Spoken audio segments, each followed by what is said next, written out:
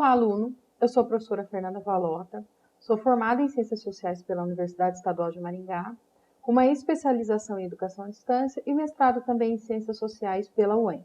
Tenho experiência em aulas de graduação e especialização tanto à distância como presencial, e aqui na faculdade eu respondo pela coordenação geral do NEDU, que é o Núcleo de Educação à Distância aqui da FAMA. Então hoje eu vou trazer para vocês aqui alguns aspectos ou conceitos, teorias sobre a disciplina ou componente curricular de ciência política.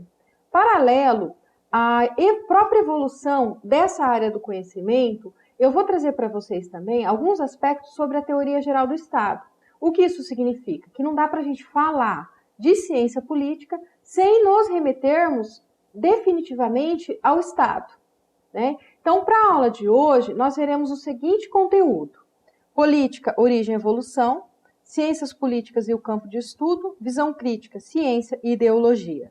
Dessa forma, o objetivo dessa disciplina ou dessa nossa aula é apresentar para vocês alguns aspectos sobre a definição e evolução da ciência política e ainda apresentaremos alguns mecanismos ou aparatos ideológicos, em especial do Estado.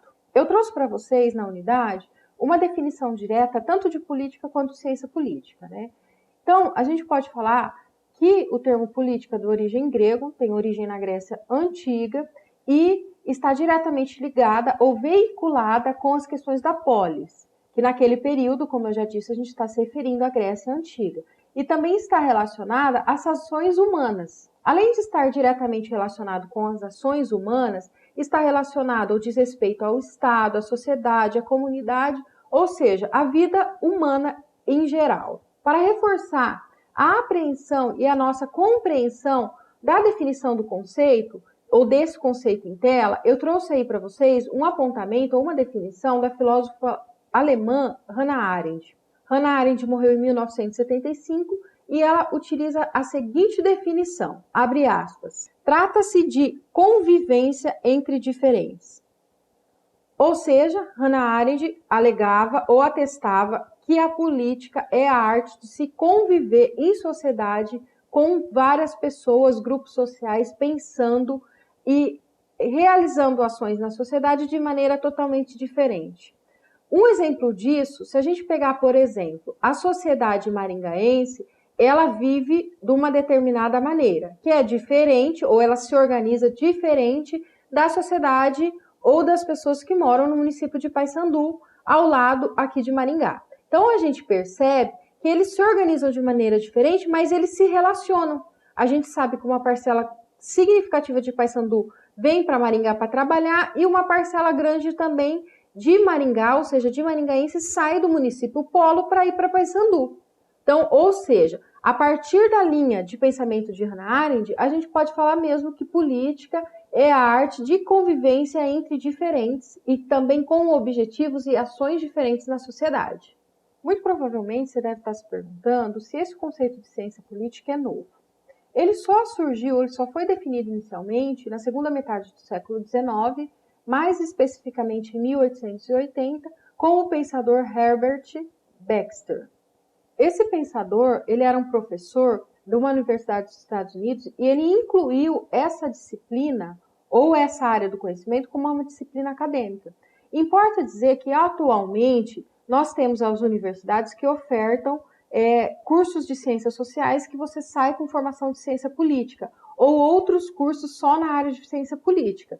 Contudo, ela é uma área que nos últimos tempos vem ganhando bastante destaque, mas como nós podemos constatar, ela não é um campo tão novo. Então, além da Hannah Arendt, que definiu política, e eu também trouxe o Herbert Baxter, que é um dos precursores, por assim dizer, da ciência política como uma disciplina acadêmica, agora eu trouxe uma definição do Norberto Bobbio sobre ciência política. Para Norberto Bobbio, a ciência política pode ser compreendida como o estudo dos fenômenos e das estruturas políticas, que é apoiado num amplo e cuidadoso exame dos fatos expostos com argumentos racionais.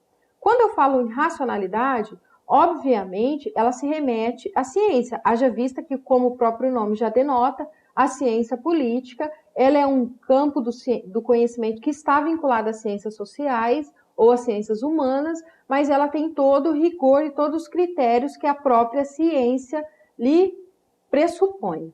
Grosso modo, e se a gente for analisar a ciência política numa linguagem mais contemporânea, uma linguagem mais atual, a gente pode falar que essa área do conhecimento ela está diretamente ligada ao fenômeno político. E o que isso significa? Isso significa que a ciência política pode ser considerada uma atividade política, ou seja, o objeto de estudo da ciência política é essa atividade política, que é universal e necessário.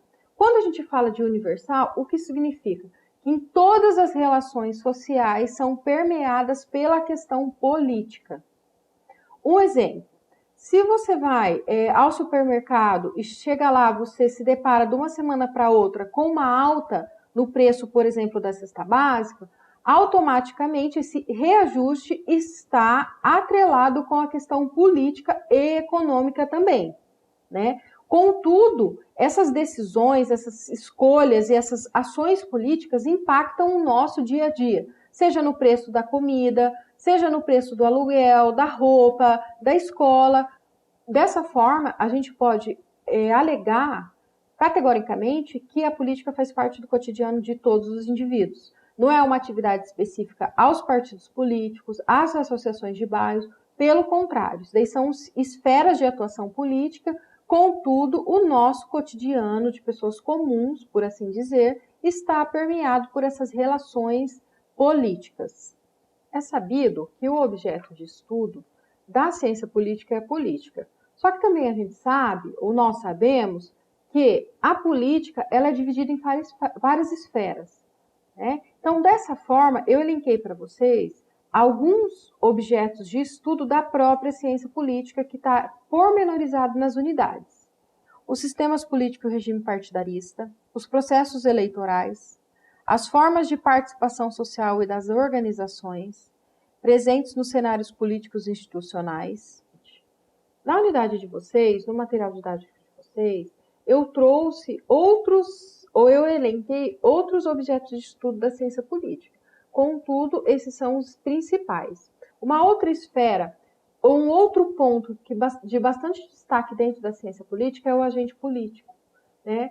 Comumente, a gente escuta nos meios de televisão, em reuniões de associações de bairros ou conselhos de gestores, essa terminologia.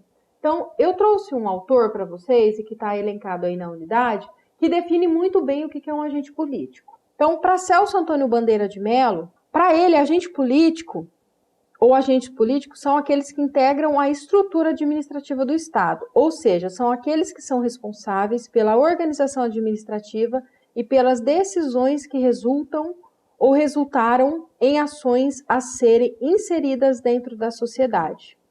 Então, grosso modo, a gente pode falar, por exemplo, que um funcionário público é um agente do Estado ou um agente político, porque ele executa as determinações e deliberações do Estado, seja por meio de políticas públicas ou de outras ações.